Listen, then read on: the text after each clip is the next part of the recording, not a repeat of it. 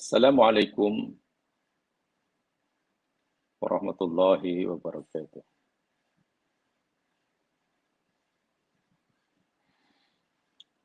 Alhamdulillah wa syukrulillah. Wa la hawla wa la quwata illa billah.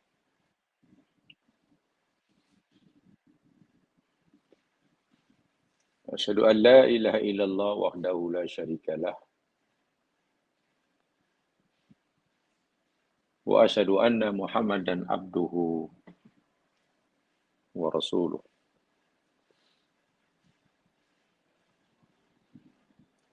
Allahumma salli ala Muhammad wa ala ali Muhammad.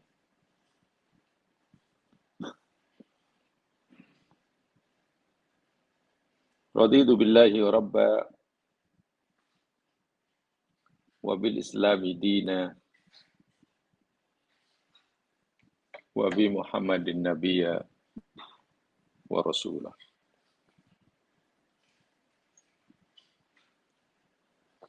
Rabbi shrah li sadri wa yassir li amri wahlul 'uqdatam min lisani yafqahu qawli.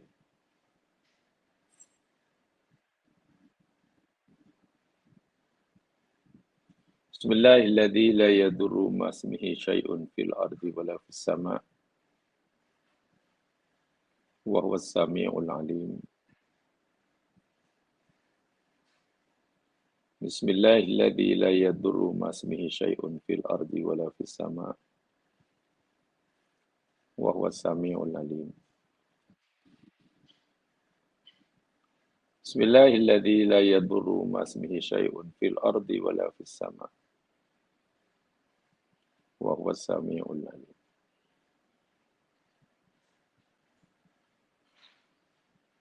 Allahumma faqihna fid din wa 'allimna at-ta'wil. Amin ya rabbal alamin.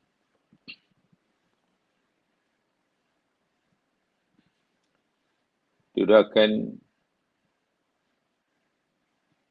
semoga Allah Subhanahu wa taala sentiasa memberkati, melindungi, membimbing kita ke jalan yang diridhoinya.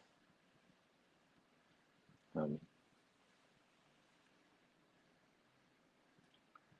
Muslimin muslimat, para pendengar yang dirahmati Allah sekalian,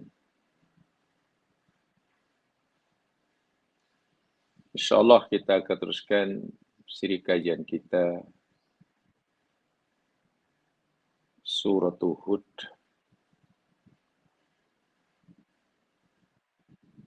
Dan kita masih bicara ayat-ayat yang berkaitan dengan kisah perjuangan Nabi dan Rasul Allah Subhanahu wa taala Syuaib alaihi salam sama kaumnya.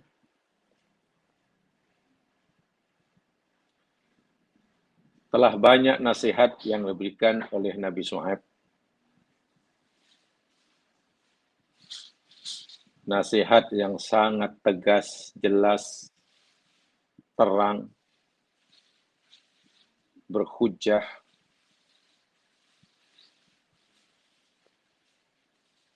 yang sebenarnya tidak ada ruang untuk ditolak nasihat tersebut.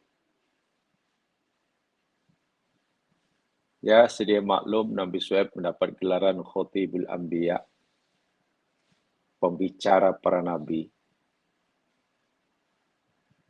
Baginda begitu petah, berhujah, bercakap, sehingga ucapannya sebetulnya betul-betul terus menjunam dalam hati pendengarnya.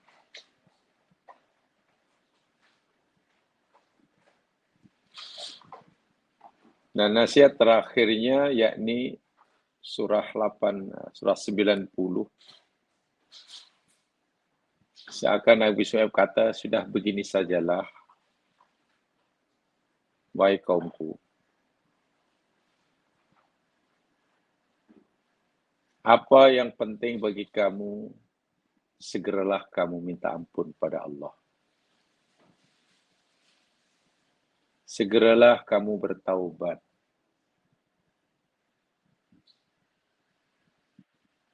Karena sebesar manapun dosa kamu, sebanyak manapun kesilapan kamu, Allah Tuhanku yang punya sifat Rahim dan Wadud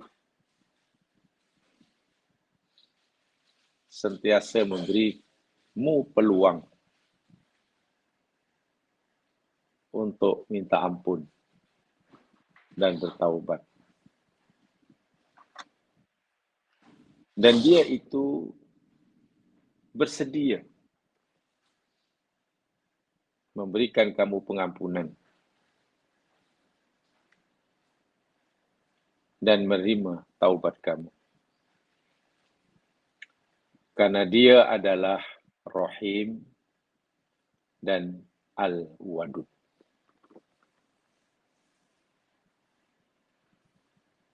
Sebagaimana yang telah kita pelajari pada siri lepas,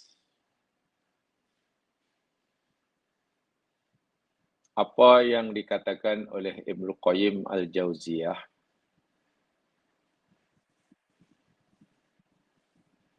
dalam kitab beliau yang sangat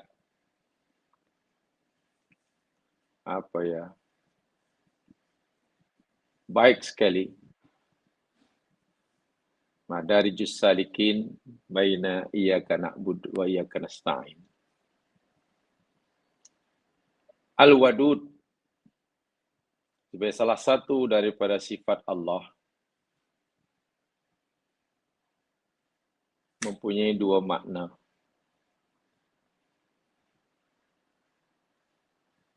Satu, Al-Wadud ay Al-Maudud,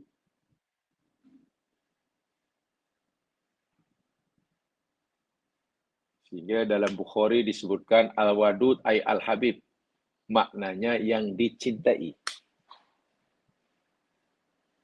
Wadud yang dicintai. Yang kedua, Al-Wadud ay Al-Wad ibadi, yang mencintai hambanya. Jadi Allah Subhanahu wa taala bukan semata-mata zat yang wajib dicintai oleh hambanya, tapi dia juga sangat mencintai hambanya. Itu Wadud. Lalu digandengkannya, dikaitkannya sifat Wadud dengan Rahim sebelumnya.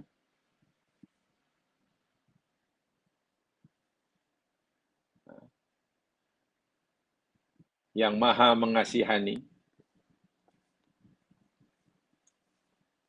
Yang kadang-kadang dikaitkan dengan namanya Al-Ghafur. Ia memberitahu kepada hambanya bahwa Allah Subhanahu wa taala itu bersedia merahmati hambanya dengan memberi pengampunan bagi dosa-dosanya kerana dia sangat mencintai orang yang minta ampun. Masya Allah. Rahim Wadud. Ia sentiasa merahmati hambanya. Bentuk rahmatnya itu pemberian pengampunannya kepada hamba-hambanya yang mohon ampun. Kerana dia Wadud, sangat-sangat mencintai hambanya yang mau bertaubat. Kurang menarik apa? Tidak cukupkah kedua nama ini memberikan motivasi yang kuat bagi pendosa-pendosa dan pelaku-pelaku maksiat untuk segera kembali kepadanya. Dengan dua nama Allah, Rahim dan Wadud,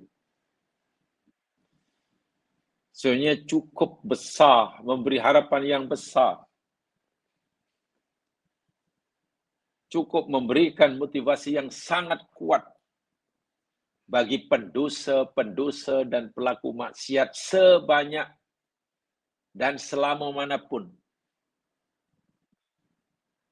maksiat yang telah dilakukan, untuk segera kembali kepadanya. Karena dia akan memberitahu, wahai hambaku yang berdosa, yang dah banyak dosanya, kamu tahu tak, aku saya Tuhanmu ini punya sifat rahim. Aku bersedia memberikan kamu rahmat kasih sayangku. Dan bentuk rahmat yang aku berikan padamu, yakni peluang untuk kamu bertaubat dan kesediaanku untuk menerima taubat kamu. Apatah lagi, aku ni wadud. Sangat-sangat mencintai siapa saja daripada kamu yang mau bertaubat. Begitulah Allah bagi kabar gembira kepada hamba-hambanya yang pendosa dan pelaku maksiat. Ini ada salah satu contoh tafsir Allah Subhanahu wa taala kepada pelaku maksiat. Jangankan orang yang soleh, yang beriman kepadanya. Orang yang banyak maksiat pun Allah masih beritahukan kabar gembira buat mereka. Yakni diberi peluang untuk bertaubat dan Allah bersedia menerima mereka kembali, menghapuskan dosa-dosa mereka. Sebegitu dahsyat, sebegitu kuat dakwah Nabi Shu'aib pada kaumnya, tapi kaumnya, subhanallah wa iyadu billah, panjang lebar Nabi Shu'aib menyeru, jawaban mereka, Allah nyatakan dalam ayat 91, A'udzu billahi minasy syaithanir rajim. Qalu ya Syu'aib ma nafqahu katsiran mimma taqul wa inna lanaraka fina dha'ifa walaula rahtuka larajamnak wa ma anta alaina bi'aziz. Perhatikan betul-betul respon kaum Nabi Shu'aib. Setelah Nabi Shu'aib memberi nasihat panjang lebar buat mereka. Qalu, mereka kaum Shu'aib berkata, ya Shu'aib, ma nafqahu katsiran mimma taqul. Kami tak dapat memahami banyak dari apa yang kamu kata itu. Kamu bercakap berjila-jila sekian lama, semua kami banyak tak faham, tak erti apa-apa yang kamu katakan, apa yang kamu cakap. Subhanallah.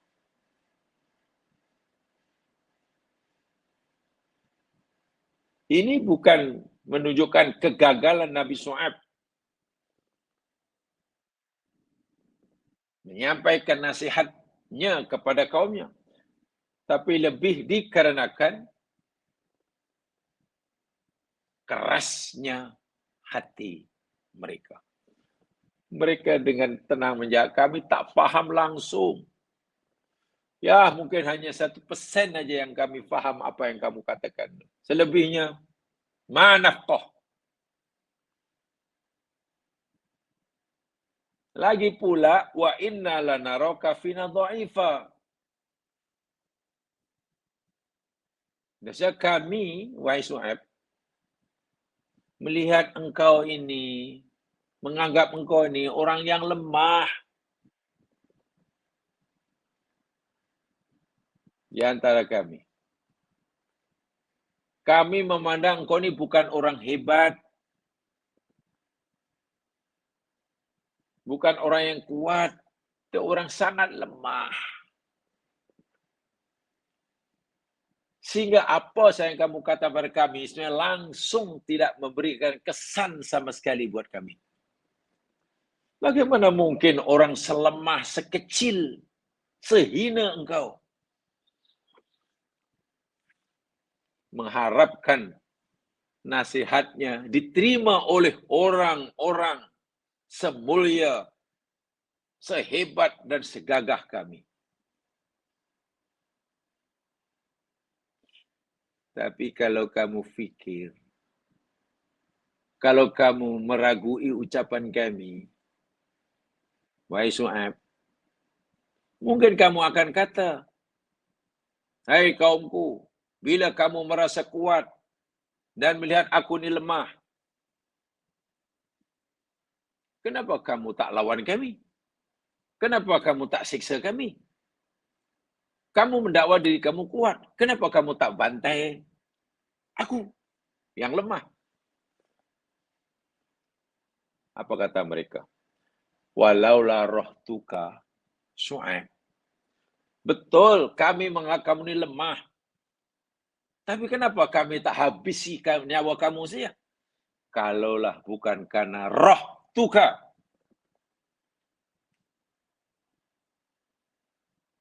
Kalau bukan kerana golongan kamu, pengikut kamu yang hebat, yang terpandang, pasti kami telah merajam engkau. Ya, pasti kami sudah merajam engkau, sudah bunuh engkau. Dan bila itu kami lakukan, ma anta alaina bi'aziz. Engkau tidak punya kekuatan apapun untuk menolak, menghalang, mengelak daripada tindakan kami. Sangat-sangat menyakitkan. Berdakwah puluhan tahun dengan bahasa yang fasih dan balik, dengan hujah yang nyata lagi jelas,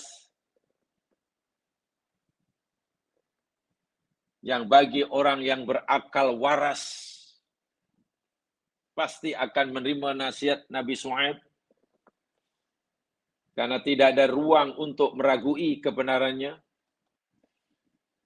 Mereka kaum Nabi Shu'aib menjawab, meresponnya dengan bersahaja. Shu'aib, panjang lebar kau cakap kami langsung tak faham apa yang kau mau ni.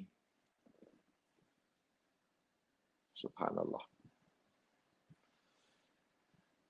Saya sampaikan dahulu apa kata mufasir kita.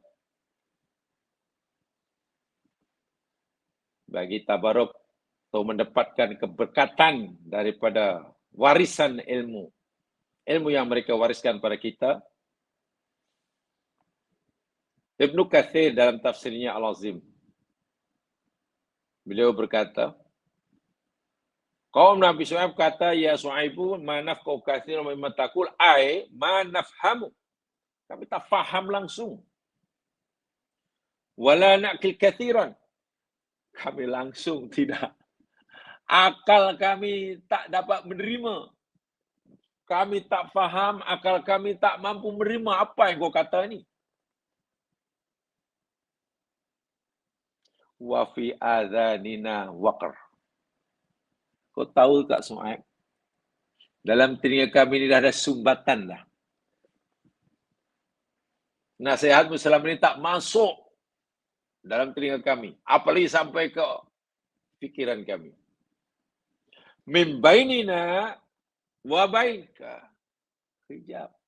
Karena antara kami dan antara kau ini ada hijab. Luar biasa kesungguhan mereka.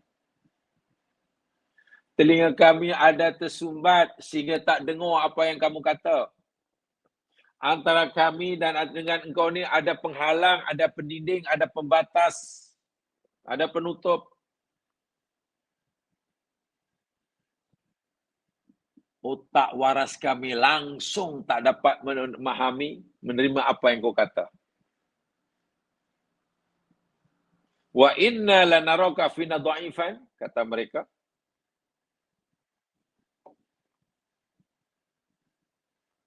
Kami melihat engkau ni orang yang tak layak sebenarnya cakap seperti itu.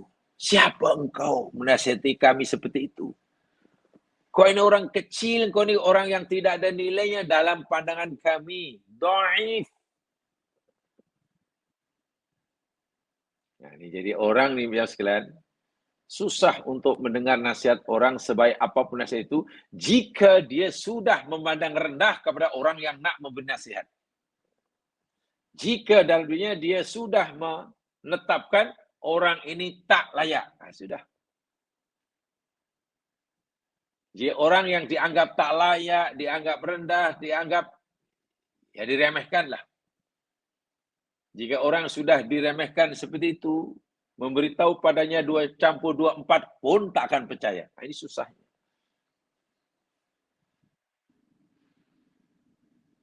Jadi belum pun bercakap, dia sudah geleng-geleng kepala. Macam mana nak bentar? Istilahnya, Nabi Syuaib belum berkata apa-apa, mereka sudah geleng-geleng kepala. Ya, sudah, so tak nak.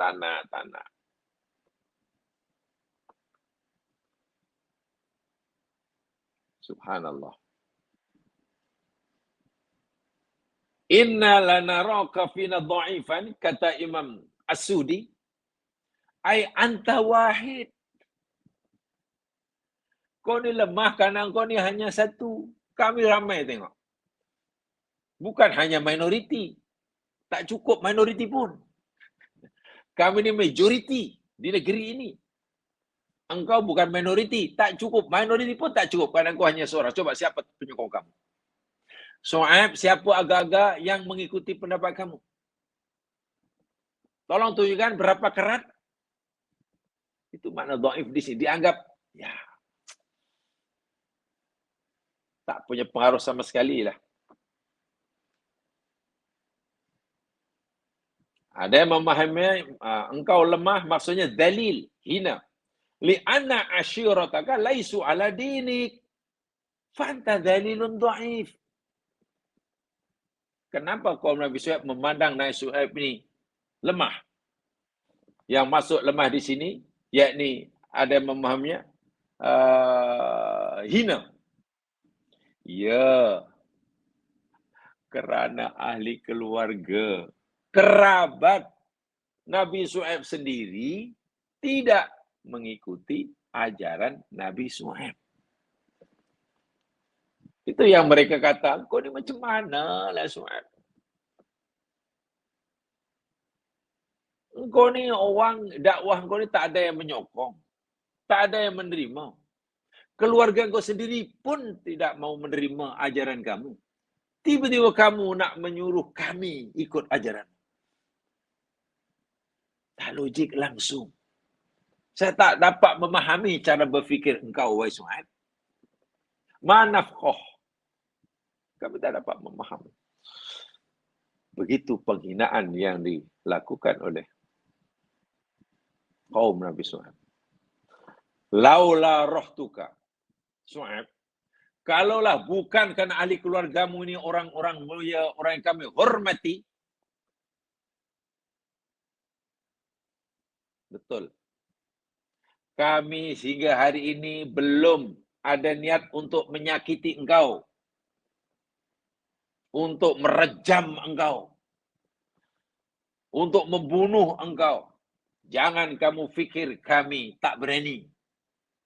Jangan kau fikir kami takut. Yang menghalang kami hingga hari ini belum mengambil apa-apa tindakan pada dirimu, wahai Syuaib. Belum mau menyakiti kamu, belum merajam kamu. Karena roh tuka. Keluarga kamu itulah. Keluarga kamu yang tak ikut kamu itu. Kami segan pada mereka.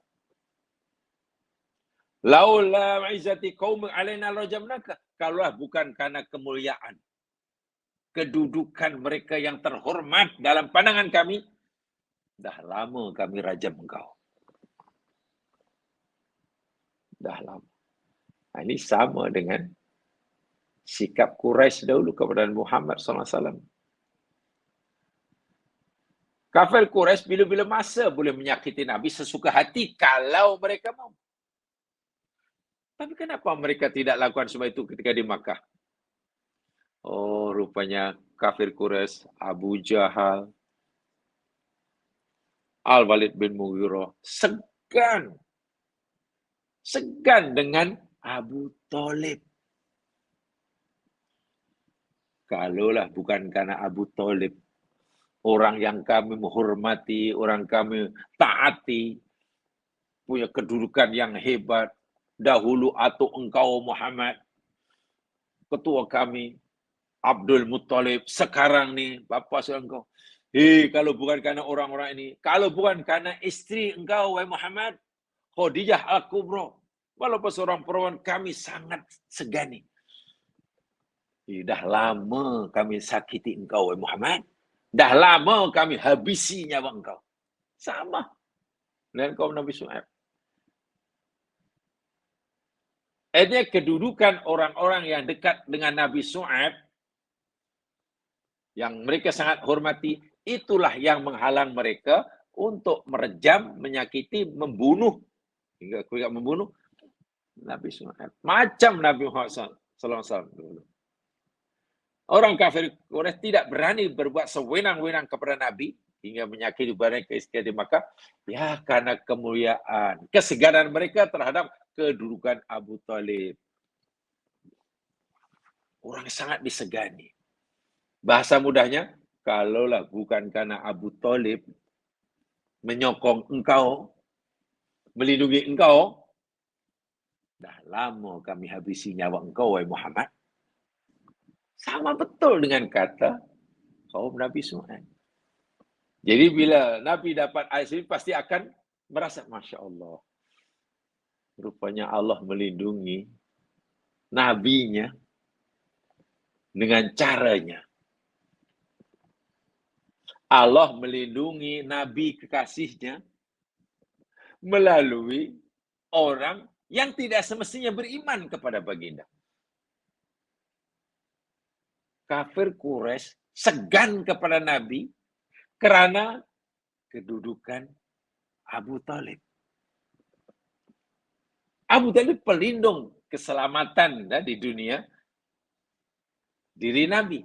Walha Abu Thalib tidak beriman. Nabi Syuaib demikian juga. Keselamatan dirinya di dunia daripada kezaliman yang dilakukan oleh kaumnya karena kedudukan asyirahnya, rahtunnya. Wah, mereka tidak beriman. Ajaib sungguh kerja Allah ini.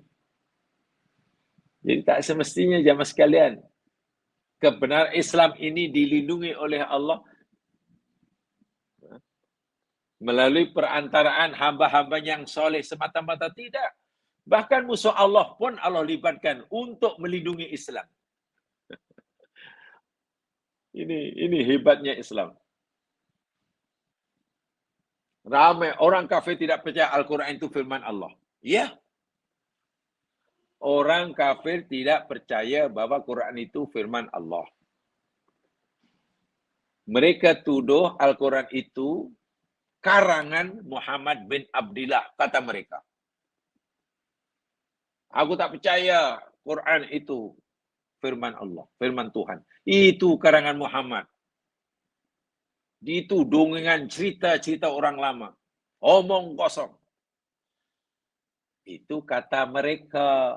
Itu yang keluar mulut mereka. Tapi perbuatan, usaha yang dilakukan oleh mereka itu membenarkan Al-Quran. Boleh tak? Coba maklumat saintifik dalam Al-Quran tentang kisah tentang diselamatkannya bangkai Fir'aun. Quran cerita. Masa Quran cerita bangkai Fir'aun terjumpa. Siapa yang menemukannya?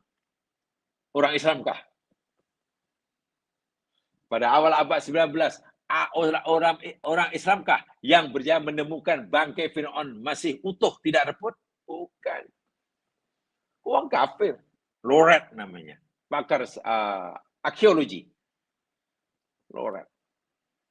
Kemudian diteruskan oleh Elliot Smith. Dan yang terakhir dikaji oleh Maurice Bucaille yang diberikan kepada makhluk agama Islam. Tengok, bukan orang Islam yang membenarkan berita Quran bahwa bangkai Fir'aun masih utuh. Quran memberitahu bahwa tempat yang paling rendah di muka bumi, kawasan bumi yang paling rendah sekali, mana berada di bawah paras air laut, di paras air laut. Berapa meter ya? 400 lebih meter ke apa? Itu yakni kawasan di mana Rom dahulu dikalahkan oleh Persia. Dan peperangan yang bersiri dan berpanjangan antara Rom yang beragama Nasrani dengan Persia yang beragama syirik Majusi. Mereka melakukan peperangan bersiri, kadang menang, kadang kalah, kalah menang. Suatu hari Rom kalah teruk. Nabi sedih. Orang mukmin sedih. Yalah paling tidak Rom ini umat beragama Samawi. Jadi kedekatan Islam dengan Rom waktu itu dari segi emosi, kedekatan emosional, ya lebihlah daripada dengan orang Majusi, penyembah api. Ya, boleh kaji surah Rom. Tempat di mana Rom kalah, dalam orang itu, Adnal Ardi. Yang dalam tafsir lama diterjemahkan adalah di bumi yang terdekat. Tapi oleh sarjana tafsir musik ini, ada arti mempunyai makna lain, yakni bumi yang paling rendah. Dan telah dibuktikan sekarang. Dengan peralatan canggih hari ini, ada seorang pakar geologi daripada Germany menemukan tempat yang paling rendah sekali di muka bumi, yakni tempat di mana Rom dahulu dibantai teruk oleh Persia. Sekian ratus meter di bawah permukaan laut, sea level.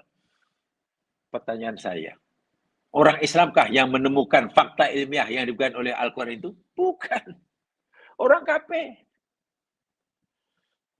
Mana orang kafir pun dilibatkan oleh Allah untuk membenarkan Al-Quran. Perbuatannya, walaupun ucapannya tidak percaya Al-Quran.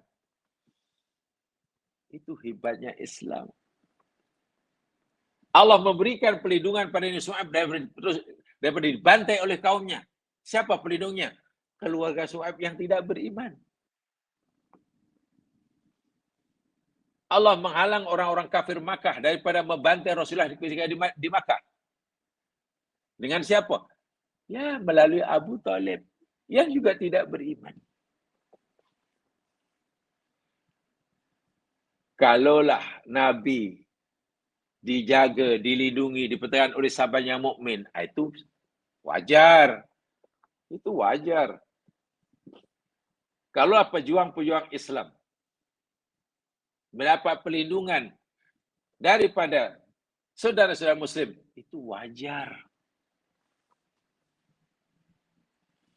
Tapi kalau saudara-saudara Muslim dalam kebenaran justru dapat bantuan dan pelindungan keselamatannya daripada tangan-tangan orang kafir. Nah, ini baru ajaib. Pasti ada apa-apanya nih. Pasti ada campur tangan gaib. Ya iyalah, dan itu Allah Subhanahu wa ta'ala.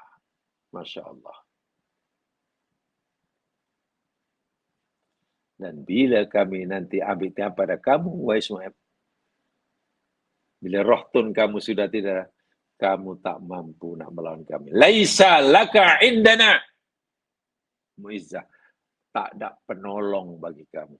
Tak ada kekuatan manapun yang dapat melindungi kamu. Engkau daripada serangan dan siksaan kami. Itu kesimpulan tafsir Ibnu Katsir. Imam As-Sa'di, dia kata dalam tafsirnya, qalu ya Su'aib ma nafqahu katsiran mimma taqul, maksudnya ai tadajjaru min nasaihihi wa mawa'idihi lahum. Mereka ini menolak sama sekali. Tolak sama sekali nasihat Nabi Su'aib. Dakwah Nabi Su'aib mereka tolak sama sekali, tak ada satu pun yang mereka terima. Sehingga mereka kata manafqahu katsiran mimma taqul, kami tak faham banyak apa yang kau katakan itu. Aidzalika bibughdihim lima yaqul.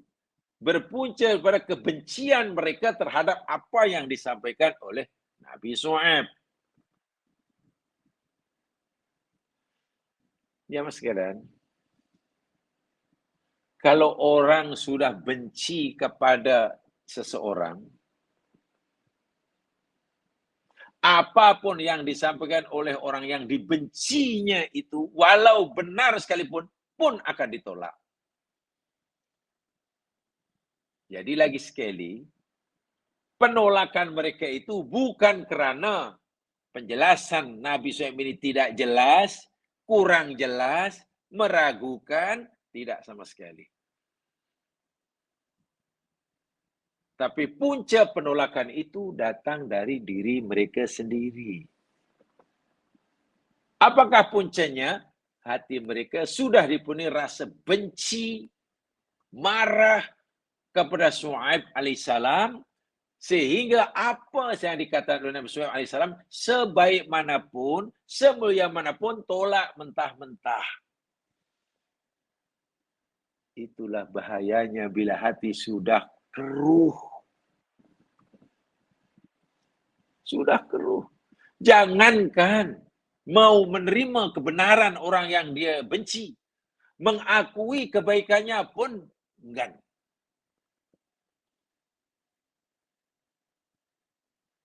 Tolong jangan diamalkan sifat seperti ini. Bila tak suka, gaduh aja. Jangankan mau menerima kebenarannya, menerima nasihatnya yang benar, mengakui kebenarannya yang dikatakannya pun enggak. Sehingga ucapan kaum Nabi SAW semuanya terus-menerus isinya penghinaan, cercaan, merendahkan, caci makian. Wa'iyadzubillah, ta'udzubillah. Wahal, kalau kita berfikir waras, apa kita akan menjadi lebih mulia dengan mencerca orang? Kan juga tidak. Minta maaf ya mas sekalian, kalau agama ini katalah agama kata, wahai umat Islam, muliakan dirimu dengan rajin mencaci orang. Saya yakin ramai semua kita jadi pencaci. Kalaulah dengan merendahkan orang, kita menjadi naik darjahnya. Kalaulah menghina orang, kita menjadi mulia. Kalaulah memburuk-burukan orang, kita menjadi baik. Saya yakin kita tak perlu ibadah rajin-rajin, cukup mencaci maki orang. Tapi masalahnya, adakah kita menjadi mulia sebab kita rajin menghina orang? Tak juga. Ada kita menjadi naik makom kedudukan kita karena merendahkan orang? Juga tidak. Adakah orang menganggap kita menjadi baik, orang yang paling baik karena kita rajin memburukkan orang? Juga tidak. Ingat dalam pelajaran hadis telah kita pelajari ya. Bila kedua-dua orang Muslim sudah saling cerca mencerca, B cerca A cerca B, tak kira siapa yang memulakannya, wah kejadian. Kedua-duanya di mata Allah sama, saqatat min ainillah. Kedua-duanya jatuh daripada pandangan Allah. Tidak ada yang lebih baik. Kedua-duanya buruk. Keduanya hina. Ini kalau kita bicara dari aspek hina atau mulia. Tapi kalau daripada aspek puas tak puas, ya pastilah. Wah, yang A puas kerana telah berjaya. Melakukan cercaan lebih dahsyat daripada cercaan yang diterima. Wah. Kalau puas tak puas itu kaitan dengan nafsu. Bolehkah kita melakukan perbuatan ikut hawa nafsu dengan niat lillahi ta'ala? Ada. Bismillahirrahmanirrahim. Saya mula dengan bismillah, lalu lillahi ta'ala. Nak melakukan perbuatan jahat. Bolehkah? Inilah bahayanya.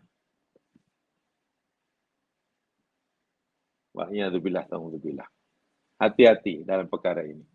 Boleh memufliskan kita.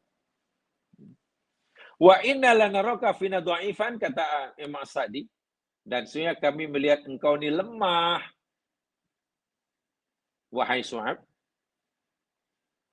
Ai fi nafsika lasta minal gabair wa ru'asa ban minal mustad'afin.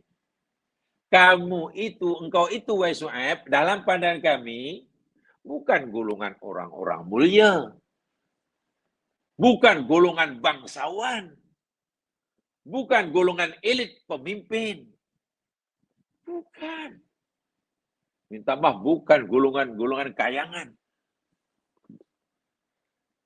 Kami memandang engkau ini minal mustad'afin. Minta maaf, berkasta rendah. Lemah. Tak ada pada dirimu ini, wahai Shu'aib, yang membuat kami silau dan segan. Sama sekali tidak ada. Kepintaranmu ke, kepitahanmu ke, kekayaanmu ke, langsung tidak membuat kami respect sikit pun. Mustad'afin. Kamu ini mustad'afin. Kalaulah bukan karena Rohtun, sudah ya, Rohtun jadi keluarga Nabi Shu'aib, kami sudah rajam engkau. Dan engkau tidak mampu.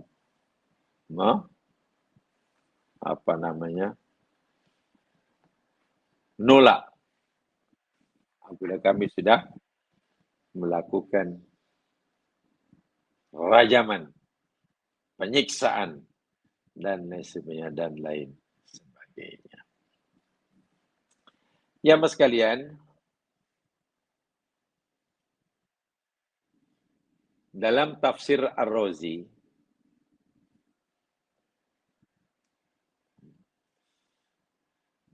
Mafatihul Ghaib, Fakhruddin Ar-Razi berkata begini. I'lam anna Shu'aib alaihi salam lama balagha fit taqriri wal bayan. Ini tafsir daripada Ar-Razi ya. Nah, tafsir Mafatihul Ghaib. Ketahuilah, sesungguhnya Nabi Shu'aib alaihissalam, tatkala beliau telah menyampaikan dakwahnya hingga peringkat penjelasan, memberikan penjelasan yang hebat, dengan bahasa yang meyakinkan, ajabuhu bikalimatin fasidah. Mereka kaumnya pula meresponnya dengan kalimat yang fasid, kalimat yang batil, ucapan yang batil. Yang pertama, respon kaum mereka sebagai ucapan kalimat yang batil itu. Mereka kata, Ya Su'aib ma nafqahu kathiran mimma takul. Su'aib, kami tidak memahami banyak tentang dari apa yang kamu ucapkan. Maksudnya apa? Nabi Su'aib alaihissalam menyampaikan dakwahnya pada mereka itu dengan bahasa mereka. Dengan bahasa mereka. Dengan lahjah mereka. Dan dengan kalimat-kalimat yang Nabi Su'aib fikirkan boleh difahami oleh mereka. Sebab jemaah sekalian ya, kalau kita katakanlah seorang, katalah jamaah, seorang yang pandai, berkelulusan tinggi, PhD lah katakanlah, lalu memberi sarahan di hadapan murid-murid darjah 3. Dan kita bercakap dengan bahasa golongan intelektual, golongan elit intelektual. Wah, dengan kata yang tinggi dan istilah-istilah saintifik yang pelik-pelik. Ya iyalah, budak tingkatan 3 mana faham. Karena kita tidak bercakap dengan bahasa mereka. Kita bercakap dengan bahasa kita. Bila mereka tak faham, patut. Itu salah kita. Kenapa kita gunakan bahasa bukan bahasa kita? Standardnya lain. Di sini tidak. Nabi SAW itu bercakap pada mereka dengan bahasa mereka. Bukan sekadar bahasa ucapan ya. Standard kalimatnya pun Nabi SAW, umatku ini begini. Dan inilah bahasa yang paling seru mereka. Tapi kenapa mereka kata manafqahu? Nah, di sini pertanyaannya. Jika Nabi SAW bagi tahu pada mereka dengan bahasa mereka, ikut standar pemahaman mereka, kenapa mereka merespon manafqahu? Kami tak fahamlah Su'aib. Faham maksud saya? Kalau kita cakap seorang PhD, doktor, intelektual PhD, cakap depan kanak-kanak murid darjah 3 dengan bahasa dia, memanglah budak tu tak faham, patut. Bila murid kata budak-budak, Tuan, kami tak fahamlah, patutlah. Ini tidak. Nabi saya berkata dengan mereka, dengan bahasa mereka, ikut standar akal pemahaman mereka. Tapi kenapa mereka jawab, manafqahu? Su'aib, kami tak faham. Apa puncanya? Kajian Fakhruddin Ar-Razi, pertama jemaah sekalian. Ini jawabannya. Yang pertama, anal murad manafqahu katsiran mimma taqul. Kami tak faham banyak daripada yang kau katakan itu. Aili anahum kanu la yulquna ilai afhamahum li syiddati nafratihim an kalami. Ini satu soalnya. Mereka kata kami tak faham banyak ucapan kau wahai Su'aib. Ini kerana mereka langsung tidak menumpukan perhatian mereka kepada apa disampaikan oleh Su'aib. Sama sekali tidak ada perhatian. Mereka nak bercakap, mereka langsung tidak memberikan perhatian. Dari awal dah tak mau dengar. Karena tak mau dengar, tak memberikan perhatian, li syiddati nafrati minhu. Karena kuatnya pengingkaran mereka dari awal kepada Su'aib. Sehingga saya kata di awal tadi, Nabi Su'aib belum cakap apa-apa pun, dia sudah geleng-geleng kepala. Cuma itu. Dia diberitahu, nanti Nabi Su'aib akan bagi tahu gini. Mereka pula sudah benci Nabi Su'aib. Ya, Nabi Su'aib belum cakap pun, dia sudah geleng-geleng kepala. Macam mana nak faham? Walaupun dengan bahasa yang paling mudah pun pasti mereka tidak dapat memahaminya. Karena di awal-awal sudah tidak ada minat langsung untuk mendengarkannya. Karena kuatnya pengingkaran yang ada dalam hati mereka. Nah itu yang dinyatakan dalam surah Al-An'am ayat 25. Ini bahaya ya.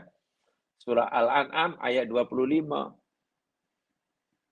Waja'alna ala qulubihim akinnatan ayyafqahu. Coba lihat surah Al-An'am ayat 25. Wa ja'alna, dan kami telah jadikan ala qulubihim, di atas hati-hati mereka, akinnatan, penutup. Karena dalam hati mereka ada penutup-penutup, ya mereka taklah yafqahu, tak mampulah nak memahaminya. Jadi kalau kita nak faham apa disampaikan oleh orang lain, beri tumpuan. Dengar betul-betul.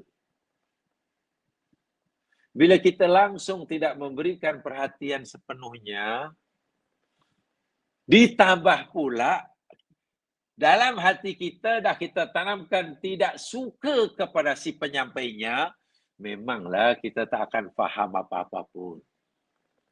Itu di awal tadi saya katakan, puncanya mereka menolak punca bukan pada penjelasan Shu'aib yang tidak jelas, yang di luar kemampuan mereka berfikir.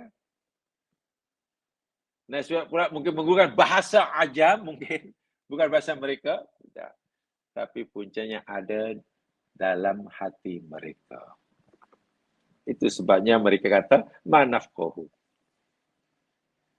Jadi kalau kita ingin faham, mendapat manfaat daripada apa yang kita dengar, mendapat manfaat daripada apa yang disampaikan oleh orang lain, dengar betul-betul dahulu. Sekarang ni kan begitu ya Mas. Trennya begitu. Apalagi bila orang tanpa dia sedari sudah pecah dengan orang lain. Ada kumpulan A, kumpulan B. Yang masing-masing sudah saling serang menyerang. Apa kita fikir orang yang masuk dalam kumpulan A nanti mau mendengar dengan khusyuk apa yang disampaikan, yang diceramahkan oleh ketua kumpulan B? Tak mungkin. Demikian juga sebaliknya. Sehingga sebenar apa maklumat yang tidak disampaikan oleh kumpulan yang lain, ya tak akan dapat difahami, bahkan ditolak mentah-mentah oleh kumpulan yang berseberangan. Ini Quran dah beritahu benda-benda seperti ini. Sehingga apa yang berlaku? Segala sesuatu yang benar itu datangnya hanya daripada kami dan kumpulan kami. Mana-mana sesuatu yang tidak datang dari kumpulan kami, salah belaka. Bayangkan. Atau kalau kamu mau menerima kebenaran daripada yang datang dari kumpulan selain kami, kena cek dulu. Yang dia katakan tu betul sama atau tidak dengan apa yang kita katakan. Kalau yang mereka katakan sama dengan kita katakan, betul. Tapi kalau tidak, salah. Jadi dia sudah menjadikan dirinya sebagai tanda aras untuk menentukan kebenaran. Untuk menentukan boleh diterima atau tolak. Coba, adakah cara berfikir seperti itu betul atau sesat? Jelas sesat lah. Karena dia sudah mendinding, membuat dinding, membatasi dirinya. Wa'iyadzubillah. Dan gejala-gejala seperti ini akhir zaman makin marak namanya. Dah hampir dalam pelbagai bidang kehidupan.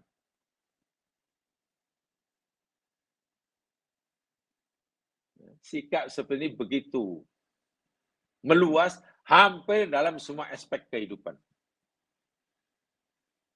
Mari kita tinggalkan. Karena ini warisan kaum-kaum para nabi dahulu. Kaum para nabi dahulu kala. Yang kedua, kenapa mereka kata kami tak faham? Sedangkan Nabi Shu'aib bercakap dengan bahasa mereka. Alasan kedua, annahum fahimuhu fi qulubihim walakinnahum ma'aqamu lahu waznan. Itu jawapan yang kedua. Mereka ini sebenarnya dapat memahami dengan hati mereka. Betul lah. Yang Shu'aib kata itu memang betul lah. Betul lah. Walakinnahum ma'aqamu lahu waznan. Tapi mereka tidak mau menerimanya. Apa yang mereka terima dengan fikirannya, betul lah, betul lah, betul. Tapi hati tidak mau menerimanya, mengambilnya sebagai panduan. Ya, dia kata tak faham. Dia tak ada makna sama sekali lah. Betul, yang dia kata tu betul. Tapi saya tak akan menerimanya. Kan itu tadi. Jadi karena faktor sentimen pribadinya sangat kuat. Faktor sentimen pribadi sangat kuat. Dan itu bahaya. Fadzakaru hadzal kalam ala wajhil istihanah. Sehingga bila mereka kata, kami tak faham lah, tak apa-apa kau cakap. Itu maknanya dengan niat menghina, merendahkan. Seperti manalah ada orang cakap pada kita. Kawan tu kata, betul semua yang kita cakap. Tapi karena kita tak suka. Tak tahu lah apa yang kau cakap ni merepek. Sorry ya, saya tak tahu. Saya tahu apa yang awak cakap merepek ni. Wah, kita faham sebenarnya. Tapi kita dengan sombongnya, dengan angkuhnya, merendahkan orang ini. Apa yang awak cakap ni? Awak ni cakap apa ni? Merepek. Itu penghinaan. Jadi ni, yang ada dalam hati itu yang dibakar. Yang ketiga, sebab yang ketiga. Jika Nabi Syuaib telah bercakap dengan bahasa mereka dan mereka kata, kami tak faham. Apa sebabnya? Hadhihi anna hadhihi dalail allati dzakaraha ma aqna'athum fi sihhati tauhid wa nubuwwat wal ba'thi. Wa ma yajibu min tarki dzulmi wa sariqah. Sesungguhnya dalil-dalil dan hujah-hujah yang disampaikan oleh Nabi Syuaib. Dalil-dalil tentang keesaan Allah. Tentang kebenaran Rasulullah dan nubuwah. Tentang kebenaran adanya hari kebangkitan. Masih belum mampu memuaskan hati mereka. Saya ulangi. Sesungguhnya dalil-dalil dan bukti-bukti yang dikemukakan oleh Nabi Syuaib tentang keesaan Allah, tentang kebenaran nubuah dan rusulah, tentang kepastian adanya hari kebangkitan, belum dapat memuaskan hati mereka. Dan belum memuaskan, meyakinkan mereka untuk meninggalkan perbuatan zalim mereka. Nabi Syuaib kan larang mereka menipu, mengurangi timbangan, dan sukatan. Dan Nabi Syuaib memberikan alasan-alasannya kenapa benda itu dilarang. Tapi alasan yang diberikan Nabi Syuaib itu belum membuat mereka merasa perlu meninggalkan perbuatan mereka selama ini. Rasanya dah alasan kamu ni belum kuat lah. Belum dapat meyakinkan kami lah. Kenapa kami mesti tak boleh mengurangi sukatan? Kenapa engkau larang kami melakukan apa yang kami kehendaki, yang kami sukai dan perniagaan? Yang penting untung. Itu puncanya. Itu sebabnya. Sehingga mereka kata, mana kau? Kami tak tahu. Tak nampak langsung kebenaran hujah yang kau sampaikan ini. Engkau larang kami menipu, mengurangi sukatan dan timbangan kan? Ya. Tapi alasan kami langsung. Kami tak faham. Dan kami belum mau menerimanya. Tak logik langsung. Macam mana kita nak untung banyak dari perniagaan, tapi engkau larang pula menipu? Terpulang kita lah. Siapa yang pandai, tahu caranya untuk mendapatkan untung banyak, ini pula kamu atur gini, mesti begini, mesti. Tak boleh. Saya tak terima. Kami tak dapat menerima alasan itu. Itu jamaah sekalian. Itu maksud nafqah. Kami tak faham. Fiqh ya. Fiqh itu begini jamaah sekalian ya. Mungkin kita sudah familiar dengan istilah fiqh ya. Belajar apa? Belajar bahasa fiqh. Itu kan biasa kan? Fiqh. Fiqh itu apa maknanya? Al-fiqhu. Al-fiqhu yani ismun li'ilmin maksusin. wa huwa ma'rifatu gharadil mutakallimi min kalami. Fiqh, yafqahun berkata fiqhun, fiqh. Sehingga ada hukum fiqh, pelajaran fiqh. Fiqh itu sebenarnya satu nama bagi ilmu tertentu.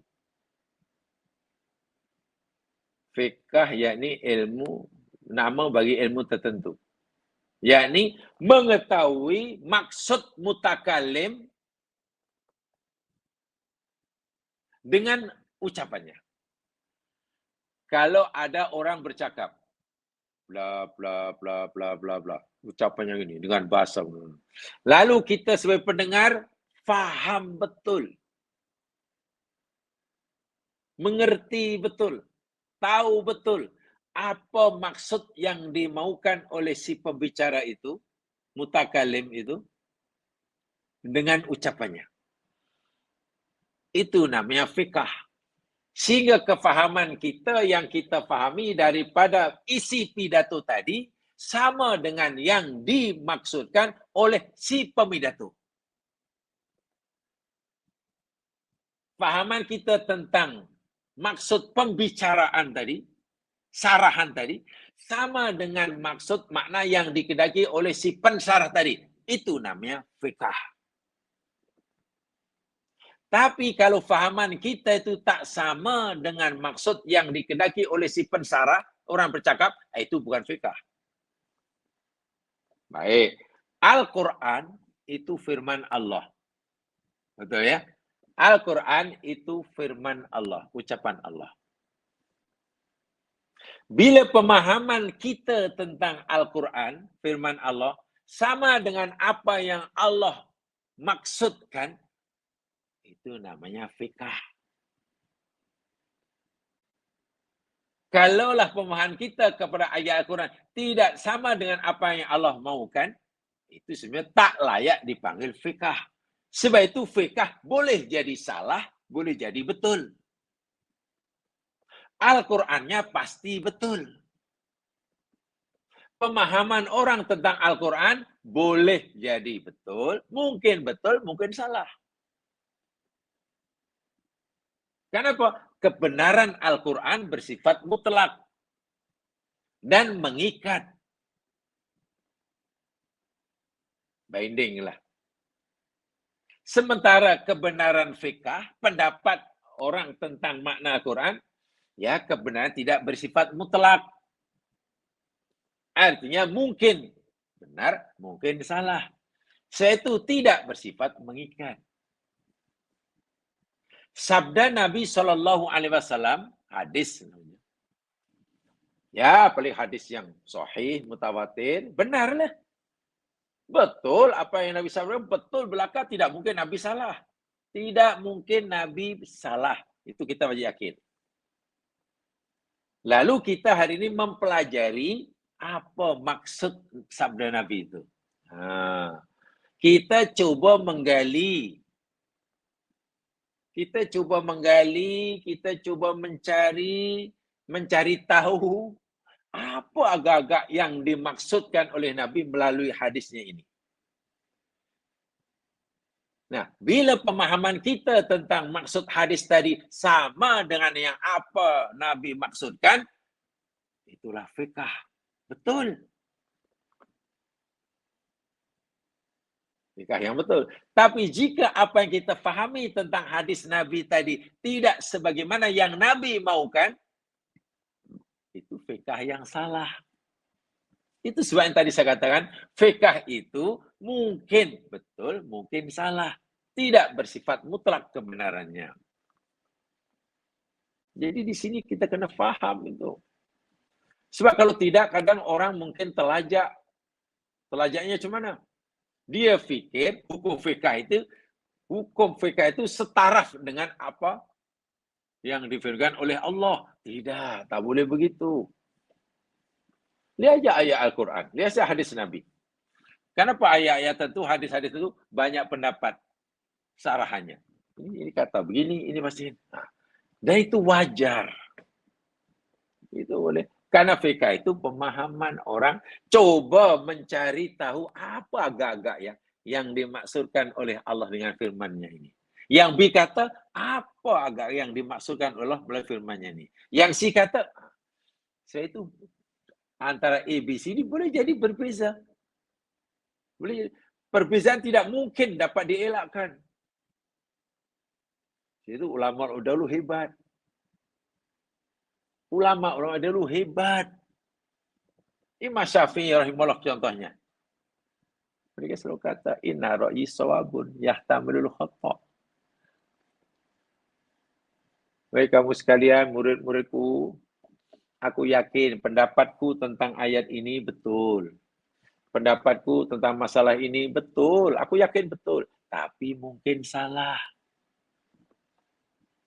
Pendapat orang lain yang tak sama dengan pendapatku, aku yakin dia salah.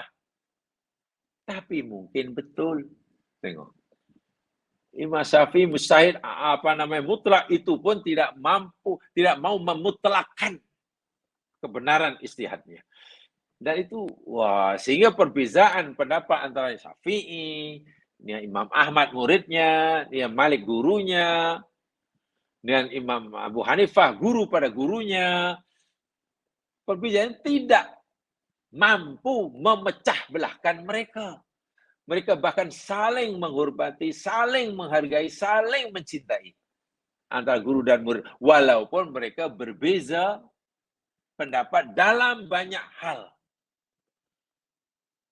Orang dahulu bijak, pandai dan bijak. Tapi kadang-kadang, saya katakan kadang-kadang, orang Islam hari ini berbeza pendapat 1-2 pun dah mulai retak hubungan silaturahim. Itu macam mana tuh?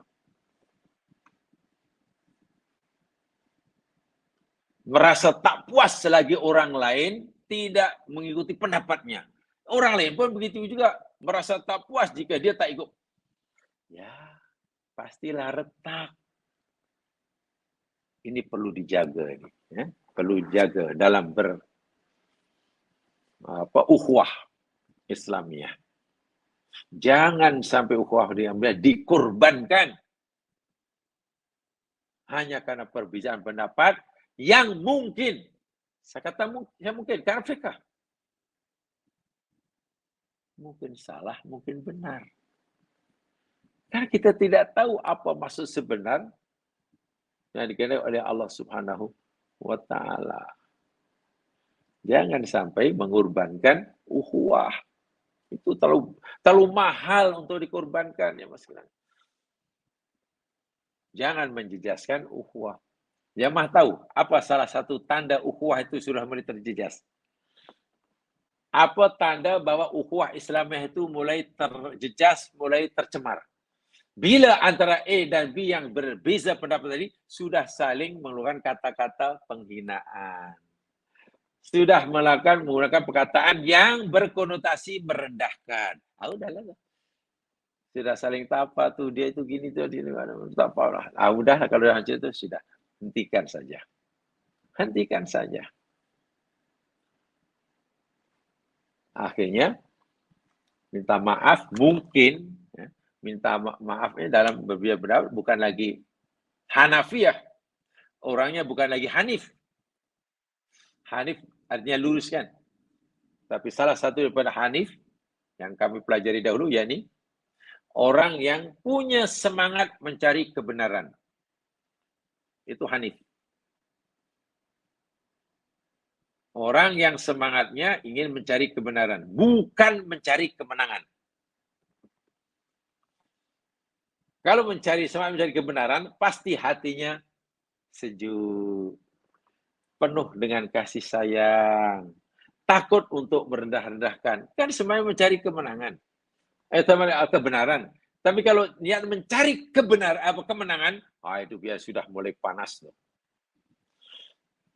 Itu hawa nafsu sudah mulai mengambil peranan. Ya. Kalau semangat kita mencari kemenangan, ya Mas kalian, itu hawa nafsu sudah mengambil peranan. Hati-hati. Hati-hati. Itu fiqh ya. Jadi tidak mudah. May yuridillahu fi khairan yufaqihu fiddin, dalam hadis Nabi. Siapa saja yang Allah kehendaki kebaikan baginya, yufaqihu fiddin, Allah bagi kefahaman dalam agama.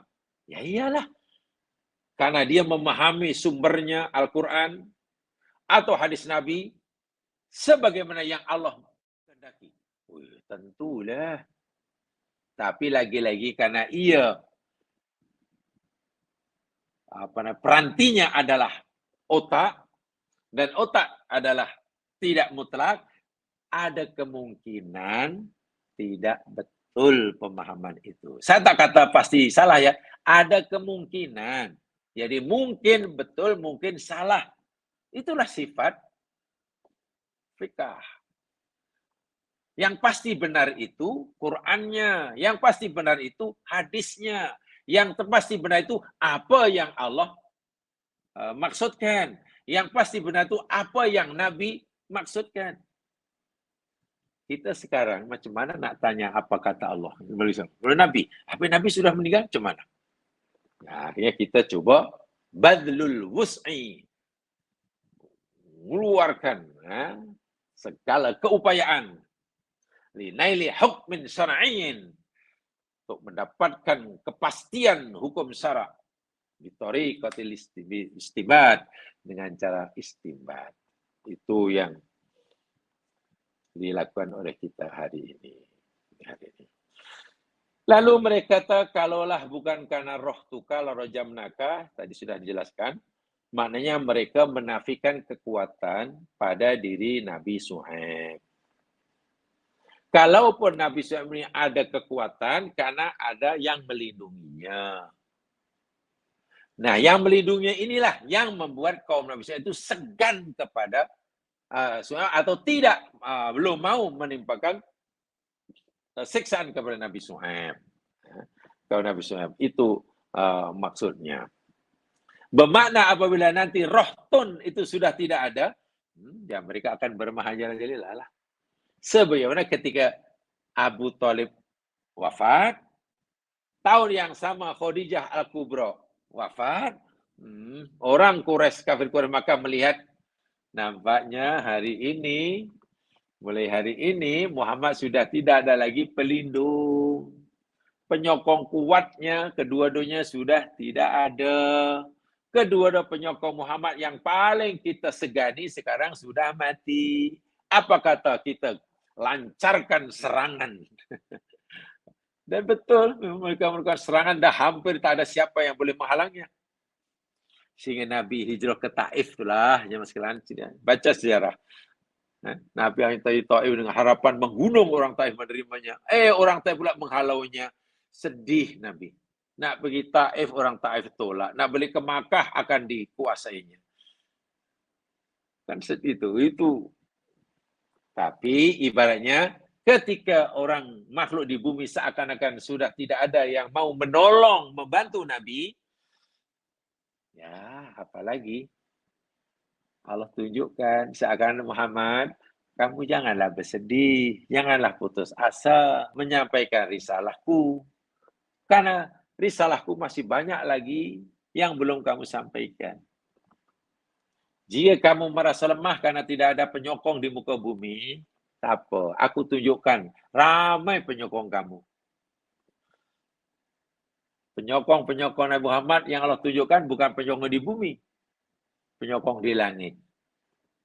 Kan tak lama kemudian Nabi di Isra Mi'rajkan, melihat alam langit, alam malakut, semua penyokong, bahkan dilihatkan surga, neraka, nasib umatnya yang di surga itu macam mana, neraka itu apa puncanya.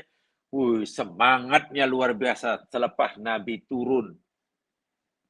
Setelah Nabi balik dari perjalanan Isra Mi'raj, semangat berjuang luar biasa, berkobar-kobar. Sehingga akhirnya hijrah ke Madinah itu lagi, Masya Allah. Negara yang menghalaunya penuh dengan kekejaman, ya dapat dibebaskan. Dan beberapa tahun saja. Itu luar biasa ya. Itu rencana Allah Subhanahu wa taala. Baik. Itu kata Imam Ar-Razi.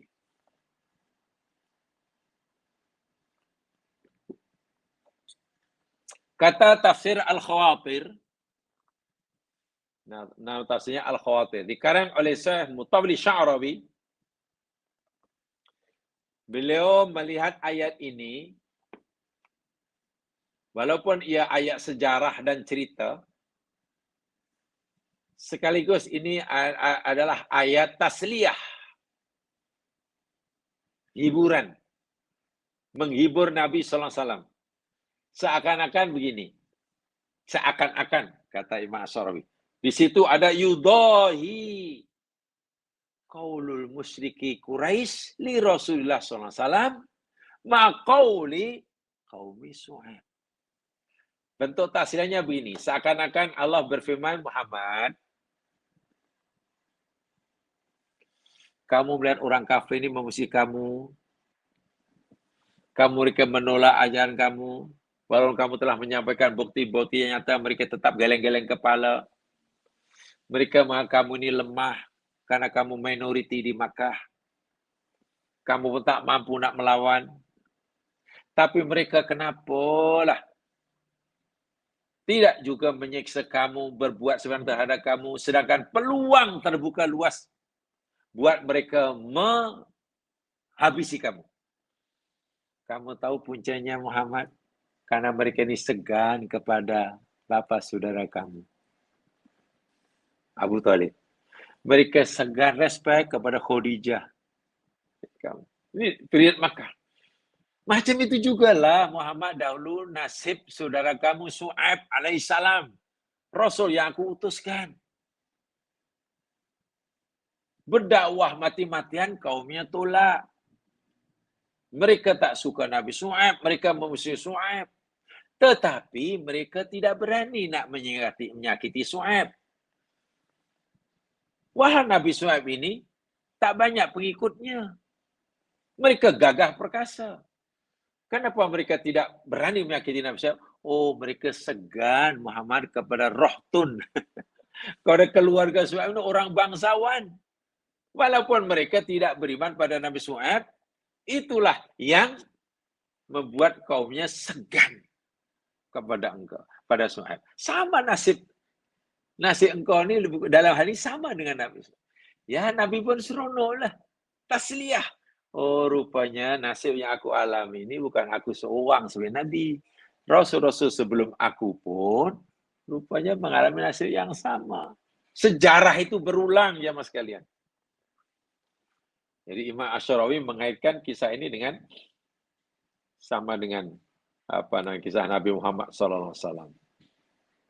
Kan Quraisy pun berkata, kalau mereka berkata telinga kami dah bersumbat dah, antara kami dan engkau ni Syuaib dah ada penghalang. Sama. Itu juga yang diucapkan oleh kaummu kan, kafir Quraisy. Kafir Quraisy pernah berkata pada Rasulullah dalam surah Fussilat. Coba lihat. Surah Fussilat ayat yang kelima.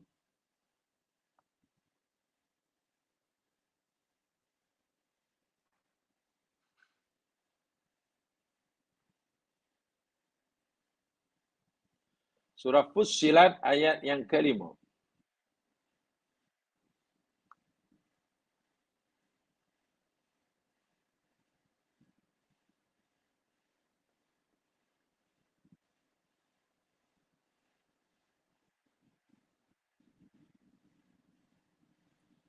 A'udzu billahi minasy syaithanir rajim.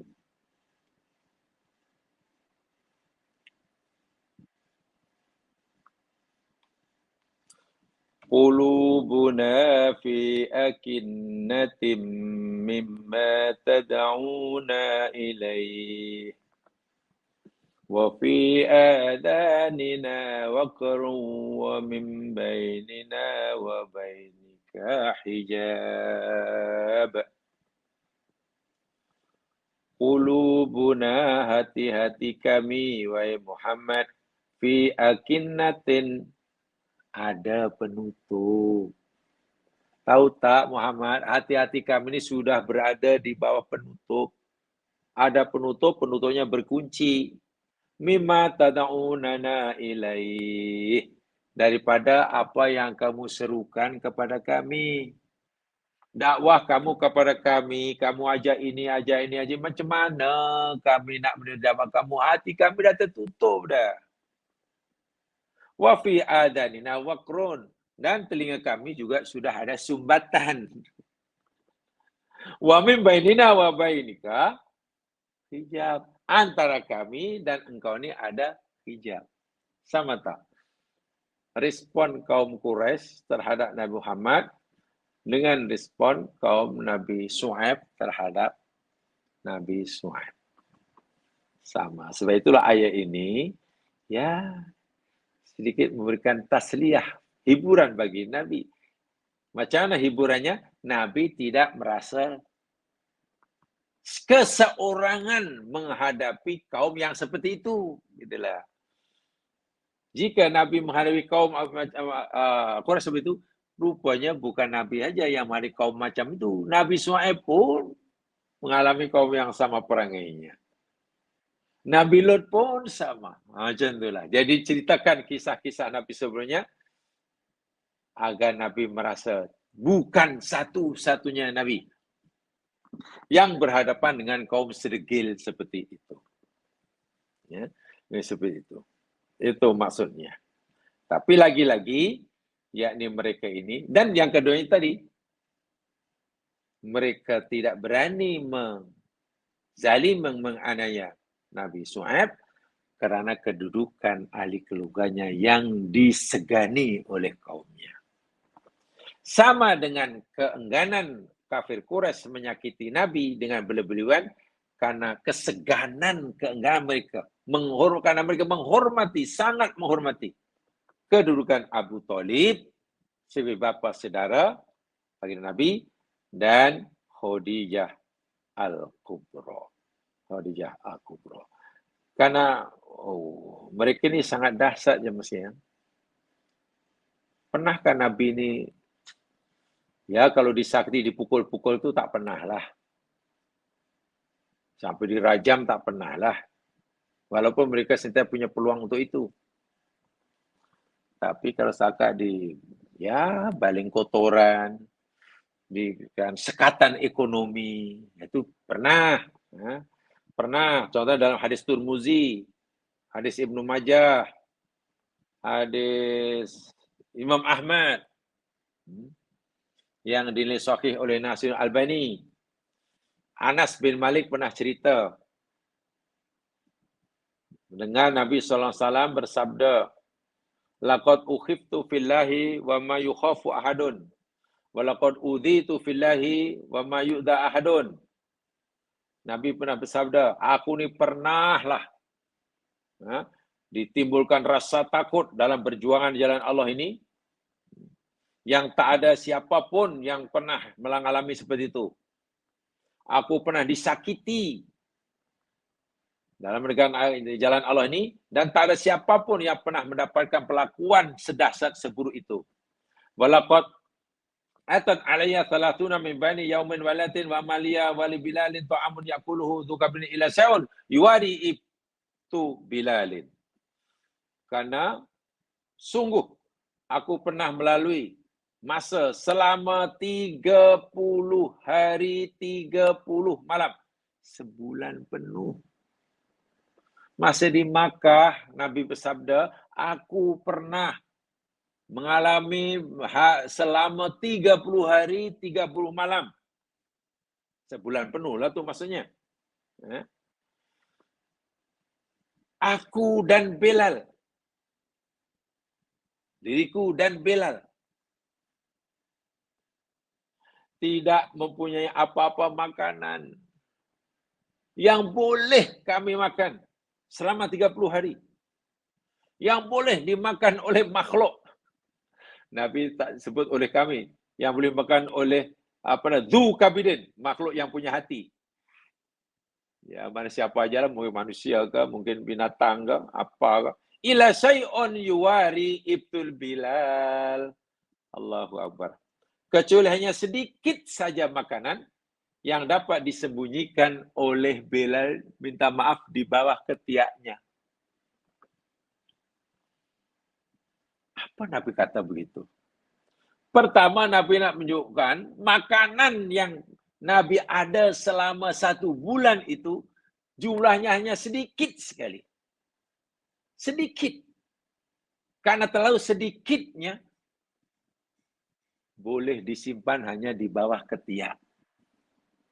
Bukan bawah guni, bawah dalam guni. Satu. Yang keduanya, tempat menyimpannya pun tengok. Di bawah ketiak bila dikepit. Orang kafir ni jamaah sekalian, kalau tengok orang mukmin waktu di Makkah ada simpanan, katalah di goni, kata di apa, ya ambillah, dirampaslah. Kalau disimpan di kocek, kan biasanya kocek untuk simpan makanan. Tapi kalau dia bawah ketiak, siapa yang boleh menduga, siapa yang boleh berfikir ada orang simpan makanan di bawah ketiak. Nabi pernah mengalami nasib seperti itu. Kalau dikatakan sekatan ekonomi, pernah. Ya. Tapi taklah sampai dipukul ke, dilepuk ke. Nabi pernah memberitahu kita. Tidak pernah. Aku pernah dianiaya. Aku pernah dihina, dizalimi. Dengan kezaliman yang orang lain tak pernah mengalaminya. Aku pernah disakiti. Yang orang lain tak pernah merasakannya. 30 hari, 30 malam berlalu, aku tak punya makanan apa-apa yang boleh dimakan. Kecuali makanan yang sikit. Dan karena sikitnya hanya boleh disimpan bawah ketiak. Karena sikit. Kalau banyak kan tak boleh. Dan kenapa di situ? Kenapa tak gegam saya? Ya, kalau digam nanti orang kafir nampak, rampas. Masukkan kocek nampak, ambil. Kalau bawah ketiak, manalah ada orang berfikir ada orang simpan makan bawah ketiak. Rasulullah pernah. Saya ingat umatnya ini tidak pernah. Jadi jangan pikir Rasulullah itu hidupnya perjalanan lurus, senang. Tidak.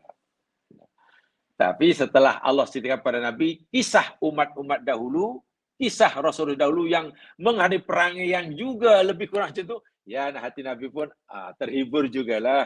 Masya Allah, rupanya bukan aku seorang rupanya ya. Rupanya bukan aku seorang. Rasul-Rasul pun macam itu juga rupanya. Nah inilah. Inilah yang jadi tasliah pada Rasulullah dan sekaligus bagi kita yang sekalian ya.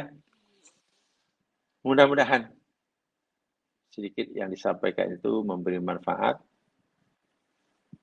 Yang benar pada Allah jua, yang silap kelemahan diri sendiri. Kurang lebihnya mohon dimaafkan.